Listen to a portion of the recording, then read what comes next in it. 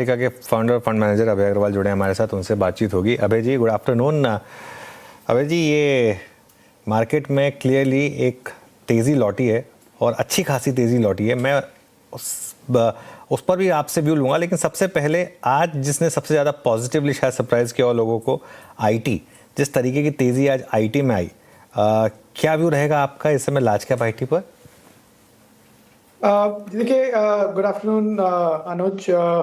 IT में मुझे लगता है ओवरसोल्ड सेक्टर है टेक्निकली, तो ऑब्वियसली रैलीज होंगी, पर मुझे अभी भी लगता है कि फंडामेंटली वीक है पूरा segment. Indian IT services companies ही नहीं, ग्लोबल आईटी सर्विसेज कंपनीज भी वीक हैं। काफ़ी सिवियर प्राइस करेक्शन देखा है हमने पिछले 3 महीने में, 6 महीने में। मुझे लगता है ये थोड़ा एक टेक्निकल बाउंस बैक है। अभी रिजल्ट्स आएंगे सबके, क्वार्टरली रिजल्ट्स, तो मैनेजमेंट कमेंट्री क्या होगी। एक दो जो मैनेजमेंट कमेंट्री आई है अभी, वो तो पॉजिटिव नहीं थी और स्टॉक्स का रिएक्शन भी नेगेटिव था। तो मैं कहूँगा कि इन्वेस्टर्स को कि ये एक बॉटम फिशिंग करने का समय नहीं है। फंडामेंटल रिकवरी हो, दिखे कोई ग्रोथ पाथ वापस आता हुआ, तभी इन्वेस्टर्स को इसको लेना चाहिए। मुझे नहीं लगता ये टेक्निकल करेक्शन से ज़्यादा कोई रैली है आज की। ओके, आप तो एक बहुत मीनिंगफुल या फिर कोई सब्सटेंस नहीं लग रहा आपको इस पूरी तेज़ी में और या फिर रिवर्सल में आईटी के। अभय जी नमस्कार, मैं वीरेंद्र बोल रहा हूँ। ये आपने अच्छा लुत्फ उठाया है मिड कैप और स्मॉल कैप में आए इस रिवर्सल का, है ना? क्या लग रहा है? I mean let's talk about auto first, है ना? इसकी लार्ज कैप में, मिड कैप में भी और एंसिलरी स्पेस की स्मॉल कैप में भी अच्छी प्रेजेंस है। ऑटो पर आपकी रीडिंग क्या कहती है और आपका जो कन्विक्शन था वो जून की सेल्स फिगर को देखने के बाद कैसा है इस वक्त? वो मेरा व्यू वीरेंद्र, जो पॉजिटिव था वो और पॉजिटिव हुआ है। जो हम चैनल चेक्स कर रहे थे डिस्ट्रीब्यूटर्स के साथ, शोरूम्स के साथ, वो क्लियरली दिख रहा था कि फुटफॉल्स अच्छी हैं, इंक्वायरीज अच्छी हैं। सप्लाई ऑफ क्रेडिट जिसको ईएमआई पे लेना है वो भी अच्छी है, और एक जेन्युइन डिमांड है कंज्यूमर्स की नई गाड़ियां लेने की। नई गाड़ियों के साथ एक अमेजिंग चीज हमने देखी वीरेंद्र की, यूज्ड कार की डिमांड भी बहुत स्ट्रांग है। और ये सिर्फ एक सेकेंड टीयर 2 टीयर 3 फिनोमिना नहीं है, बट टीयर 1 सिटीज में भी यूज्ड कार की डिमांड अच्छी है। तो ओवरऑल ऑटोज में एक पॉजिटिव एनवायरनमेंट है। मैं कहूंगा अभी भी इसमें एक जो अपॉर्चुनिटी है इन्वेस्टर्स के लिए, वो ऐसी कंपनीज के लिए है जो हाइब्रिड मॉडल्स या ईवी टू व्हीलर पे फोकस कर रहे हैं। हमने रिसेंटली एक कंपनी जो है, जो लिस्टेड कंपनी है इथर, वो मेरा कोई बाय रिकमेंडेशन नहीं है, पर जिस तरह से आप देखें उन्होंने आउट परफॉर्म किया है पिछले 6 महीने में, वो ये दिखाता है कि मार्केट रिवॉर्ड कर रहा है ऐसी कंपनीज को जो इनोवेटिव प्रोडक्ट्स लॉन्च कर रहे हैं जो कंज्यूमर्स को चाहिए। तो कंज्यूमर डिमांड अच्छी है, सप्लाई ऑफ क्रेडिट अच्छा है, अवेलेबिलिटी ऑफ प्रोडक्ट्स, नए प्रोडक्ट्स के लॉन्चेस अच्छे हैं। तो एक बहुत अच्छा इन्वायरमेंट है ऑटो कंपनीज का। कमर्शियल व्हीकल पे मैं अभी इतना पॉजिटिव नहीं हूँ, पर पैसेंजर व्हीकल और टू व्हीलर पे बहुत बुलिश हूँ। इसके साथ साथ इसका जो सपोर्टिंग इकोसिस्टम है वीरेंद्र, वो भी आउट परफॉर्म करेगा और कर रहा है। ऑटो कंपोनेंट्स का, ऑटो एंसिलरीज का, जो इलेक्ट्रॉनिक आइटम्स बनाते हैं ऑटोज के लिए, और साथ में जो फैसिलिटेट करते हैं ट्रेड्स को या सिस्टम डिमांड जनरेशन को, ये पूरा इकोसिस्टम आउट परफॉर्म करेगा अगले 12 महीने में, ऐसा मेरा आउटलुक है। पॉजिटिव आउटलुक ऑटो स्पेस को लेकर, passenger vehicle, two wheeler space और साथ ही ऑटो एंसरीज ऐसे काउंटर्स रख सकते हैं आप फोकस में। अभी जी गुड आफ्टरनून। क्रूड का नीचे आना, ऑटोज और रियल्टी पैक का चलना, हालांकि ऑटोज तो जूल सेल्स आंकड़े के बाद भी चला है, लेकिन दूसरा जो स्पेस आज सबसे अच्छी तेजी के साथ काम कर रहा है, दैट इज रियल्टी स्पेस। यहाँ पर क्या व्यू बन रहा है सर आपका?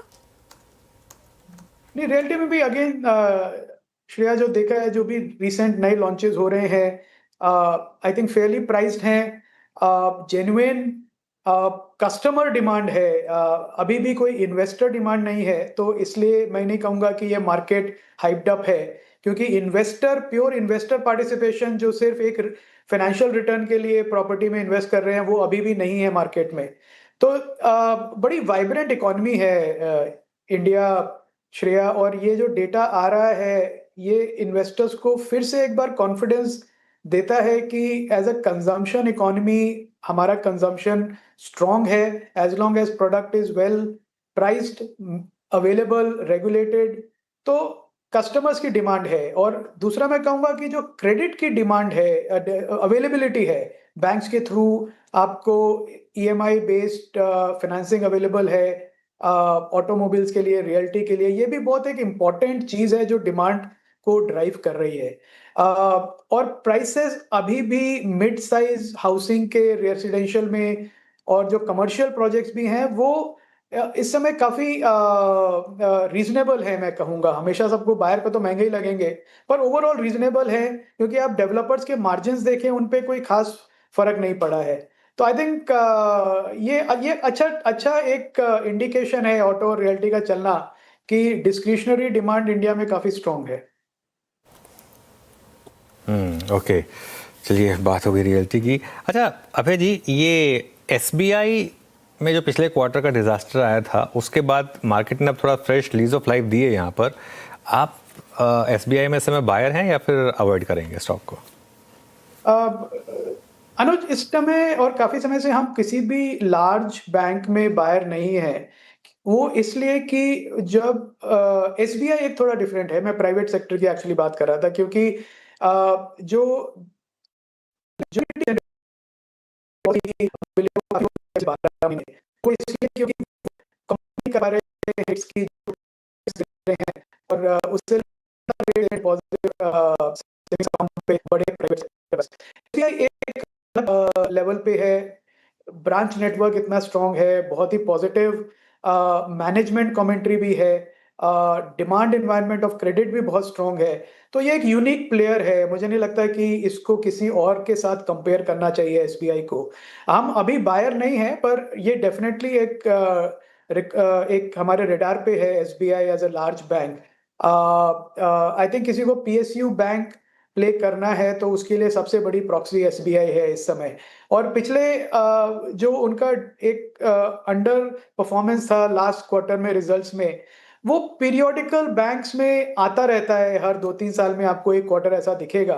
और लॉन्ग टर्म इन्वेस्टर्स के लिए मुझे लगता है वो भी एक अच्छी अपॉर्चुनिटी थी, अभी भी एक अच्छी अपॉर्चुनिटी है।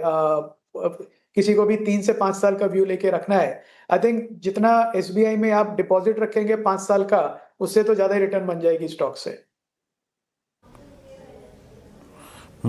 अच्छा अभय सर, आपके बहुत सारे फंड्स में मैं देख रहा था हेल्थ केयर, फार्मा, इसका भी स्ट्रॉन्ग इंक्लूजन है ना?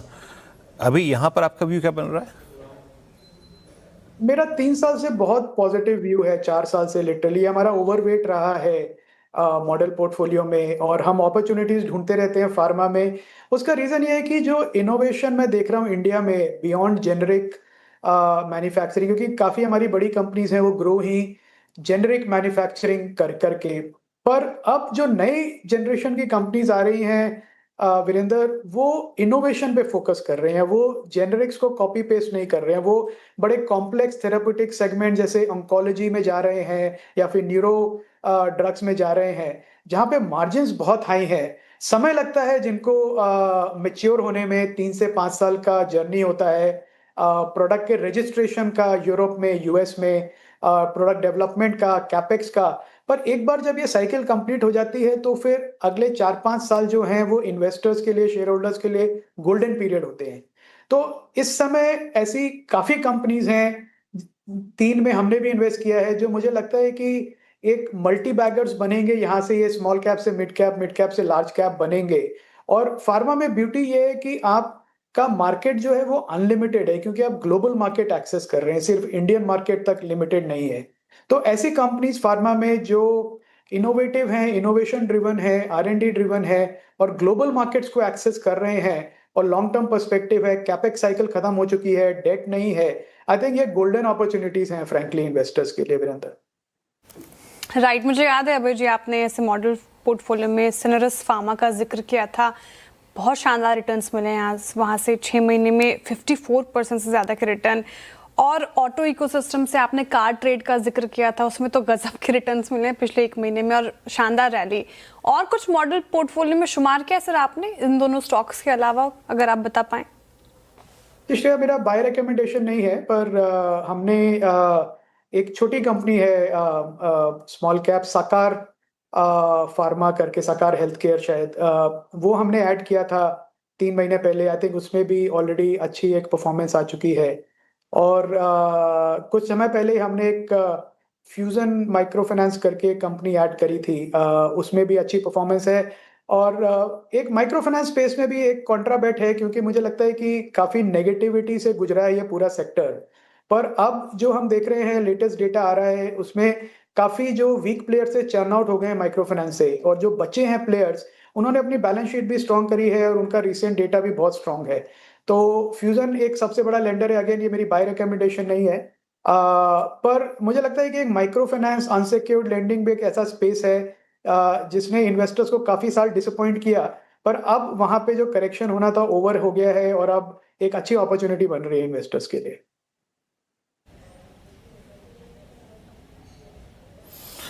ओके, चलिए अभय जी, एक आखिरी प्रश्न और आपसे पूछूंगा।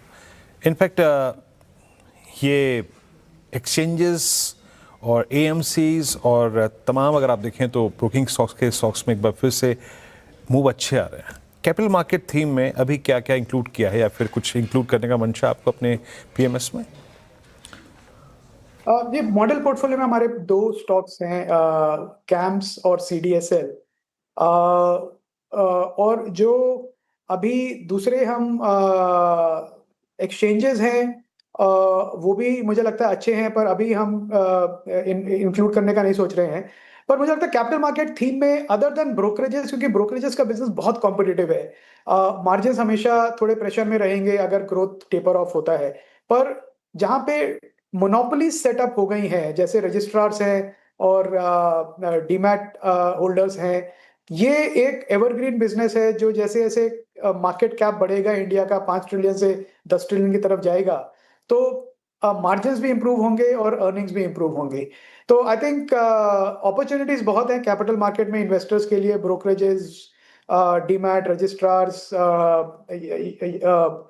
एक्सचेंजेस, बड़ा एक्सचेंज अब आके लिस्ट भी होगा तो अपॉर्चुनिटी और बढ़ेगी इन्वेस्टर्स के लिए। तो आई थिंक डेफिनेटली इन्वेस्टर्स को अपने पोर्टफोलियो में इंक्लूड करने चाहिए कैपिटल मार्केट स्टॉक्स। चलिए अभय जी, बहुत बहुत शुक्रिया, आप इस कार्यक्रम में शामिल हुए। सभी सेक्टर्स पे, इंडस्ट्रीज पे, अपने पीएमएस की होल्डिंग्स पे भी आपने अपनी राय रखी। वो स्टैंडर्ड डिस्क्लेमर आपने वहीं पे स्क्रीन पर प्रस्तुत कर दिया था, तो वो प्लीज़ दर्शकों से गुजारिश है कि उसका ख्याल रखें। बाकी काम करते हैं, अब चलते हैं रणनीति की तरफ। इट्स